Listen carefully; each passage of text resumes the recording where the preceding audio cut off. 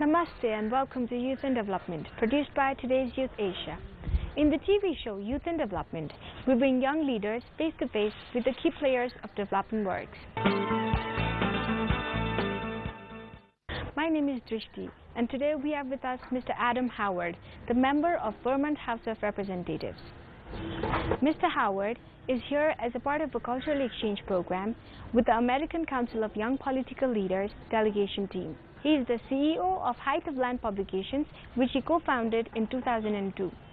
He received his bachelor's degree in political theory and communication from the Western State College of Colorado. You are one of the state representatives in the Vermont House of Representatives. Did you always wanted to go into politics? I went to college for political science as well as journalism. So I think at a pretty young age, maybe when I was 18 or so, I knew that I would be interested in serving somehow, someday. I didn't think it would happen so soon. So you really did go into serving? Well, I've always done community service, volunteered in any number of capacities from a young age. I've founded and served on many boards and for many organizations. And I was offered the opportunity to serve in the legislature by the governor. My predecessor left his office to become tax commissioner, and the governor called and asked if I would take his seat, and I did, because it's hard to say no when your president calls you and asks you to do something for your country or your state. While on your trip to Nepal, have you been able to evaluate the political scenario of Nepal, and what have you found out? I think I've gotten as good an assessment of the system here, or lack thereof, as I can as a foreigner in 4 or 5 days. My hosts have been wonderful as far as getting our group into places where otherwise we would never have gotten. So I'd like to thank you guys for helping with that. It's been a really wonderful trip. Obviously, you know the challenges your country faces better than we do, but I think we've gotten a pretty good idea of what those challenges are. It's been interesting coming from a place that is known for its constitution, for its democracy. Coming to a place like Nepal now, you guys are like where we were when we had just finished our Revolutionary War. And it's a very difficult time, it's a challenging time, it's a messy time. I'm sure it was the same for our country as it is for you guys now. So I would say take heart, it'll get better. As you are also a journalist, what would you like to tell to the would-be journalist of the country? Journalism is the 4th branch of government in the United States. We have the House, the Senate, the presidency, and the judiciary that make up the first 3, and the press is the 4th. And without the press, the others could really run amok. The press keeps people honest. I think it's critical for young people to get involved in journalism, especially in an age where there's Twitter and Facebook and all these online distractions.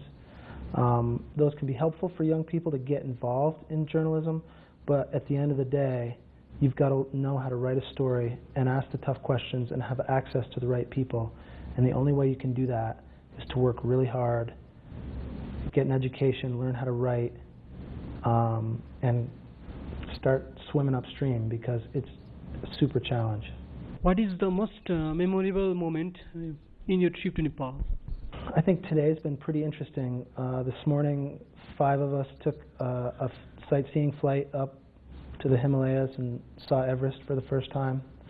And then as you guys are doing these interviews, there's a climate summit downstairs, and I kind of went to that and met some really interesting people. Your president was there. I got to see him again. And I think, you know, to me, a clean environment is critical to what I'm all about. One of the magazines I publish is called Alpinist, and it's about alpine climbing, and clearly you guys have a lot of alpine mountains here. I met with someone from the Sherpa community talking about the glacial melt and the threats that poses not only to them there, but to everyone down here in this valley. You know, the environment is critical to your future as young people. And I think it's important for us to pay a lot of attention to that. So today was a special day for me to meet those people, get to listen. You know, there are people from 24 countries here, 24 mountain countries, talking about how global warming will affect their future. And it's going to impact no one more than people of your generation. You guys are the ones that have to figure it out. So that was powerful to me, and that's a message I'll take home and certainly write about, and I'm excited to write about it soon. In Asia, especially in Nepal, where the society is like very rigid, and the traditional, most of the people like stay close to their traditions. Do you think that this is one of the main reasons why there's a slow pace of development in Asian countries and in Nepal? I don't, and here's why. I come from a traditional community as well in northern Vermont. It's very much about farming. I think the key to developing is education. You can become educated and retain your culture. In fact, I think when you become educated, you value your culture more because you have perspective. You know what's happening around you. So I think there's great opportunity for rural Nepal, where they hold those traditions very dear. There's nothing that would prohibit them from learning about other cultures and retaining their own and valuing their own and teaching the world about their own.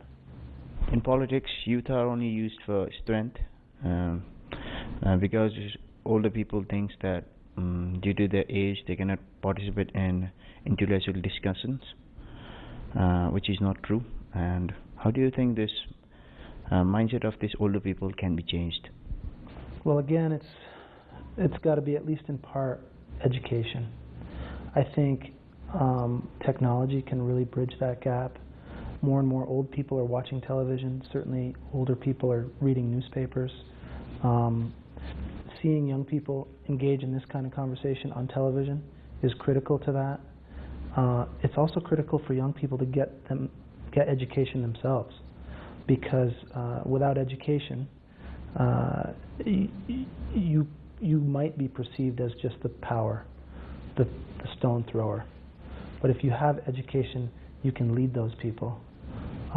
You can bridge the gap between the young and the old. The time frame keeps on elongating when it comes to the Constitution of Nepal. So where do you think the people are going wrong, and how the Nepal Constitution can come into being? Well, first of all, as a foreigner, it's not my place to tell your leaders what they should do. I can tell you a couple things, however. One, deadlines are a good thing. Any writer knows that a deadline makes you get the work done. So I feel there's no reason why you can't hit your deadline. Your country can't hit its deadline. It's a big group of people. I think that's probably your biggest challenge, is the size of the group making the decision. But I think they can do it. I think they have to do it. The second part of my answer would be this. A constitution does not have to be complete to be enacted. As long as there's a good, well-established way to amend it over time, you can start with a document that's pretty simple and pretty small, as long as you're dedicated to it. Our Constitution has been amended, I don't know, 20-something times over the course of its life. So it can be an evolving, emerging document, but they need to come out with something, and I'm confident that they will. The present political scenario of the country is like still unstable. We've been through a lot from the past. So since Nepal is like delicately situated between China and India, the most powerful economic country, but besides in terms of economy, as in terms of political power or political learning, do you think Nepal can learn and evolve itself through watching China and India? Certainly Nepal can learn from probably any country.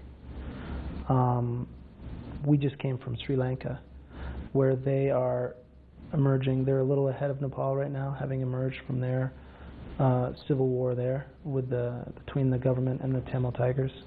I think they're probably just a little ahead of Nepal time-wise, so there's a lot that can be learned there.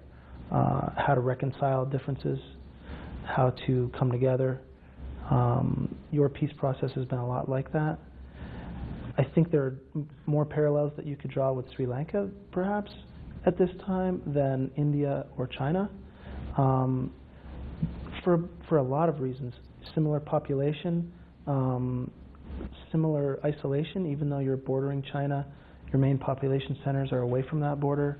You're closer to India, as Sri Lanka is close to India. A lot of influence there. But it seems like you've always had relationships with these nations, even before they were nations. So it's really not something I can say, yes, you can learn, and no, you can't. You and your leaders know those answers better than I. Youth and politics, how well do they go? Like, they said that the Occupy Wall Street program in United States wasn't a political one. And do you think, like in Nepal, where politics penetrates each and every aspect of the society, do you think we as a youth can run any program without any political interference? No. I would say, let me first talk about Occupy Wall Street. They said it wasn't political, but it was political. Everything, for better or worse, is political to some extent.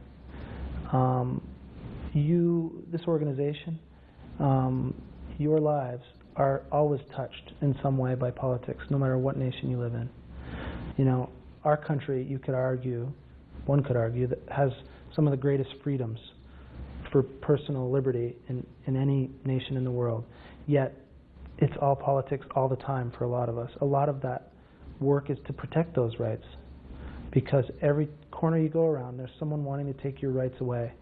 And as youth, you guys, your contemporaries, are most vulnerable to that. So I think what you're doing is critical. You are protecting your own freedoms and those of your friends and future generations by having this discussion right here today. So it's so important for young people to get involved and stand up for what they believe in. Those beliefs may change over time. You might think one thing when you're 20 and one thing when you're 40. I know I've changed the way I look at things over time, but that doesn't mean you shouldn't be engaged. You shouldn't wait until you have more knowledge before you participate. You should get involved now. Thank you very much, Mr. Adam Howard, for being with us today and sharing your insightful thoughts and ideas. Thank you for being with us. We look forward to your feedback. Our email address is youthTYA@gmail.com. We'll be back next week at the same time. Have a nice week. Namaste.